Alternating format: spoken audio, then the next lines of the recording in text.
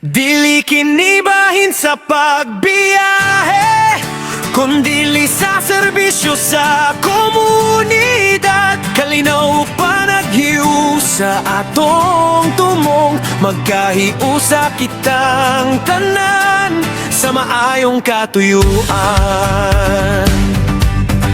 Peace and unity, atong ipadayon ng pag-alagad sa isig ka Pilipino nga nanginahanglan. Magtinabang ngayuban sa lokal nga kagamhanan, aron matukod ang masayag ug luwas nga katilingban.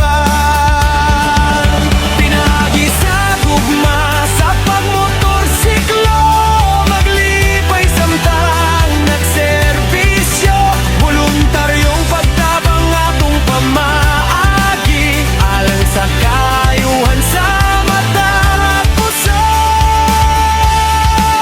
Duterte Riders Team, dili kinibahin sa pagbiyahe, kundili sa serbisyo sa komunidad. Kalma ug panahiho sa atong dalhon, sa matagdalan nga atong agian o gamong visyon.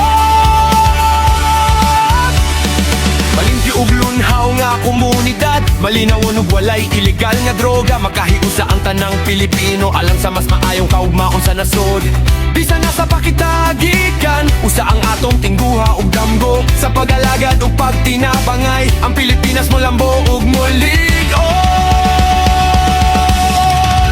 Duterte Riders Team, dili kinibahin sa pagbiyahe, kundili sa serbisyo sa komunidad. Kalinaw ug panahiu sa atong tumong, magkahiusa kitang tanan sa maayong katuyuan.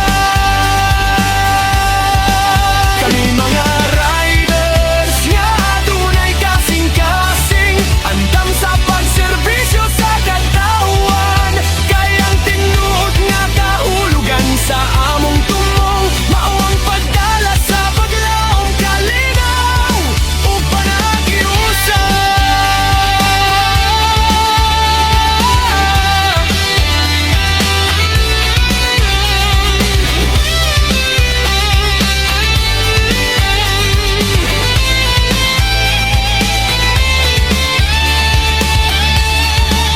Duterte Riders Team, dili kinibahin sa pagbiyahe, kundili sa serbisyo sa komunidad. Kalinaw ug panagiusa atong tumong, magkahiusa kita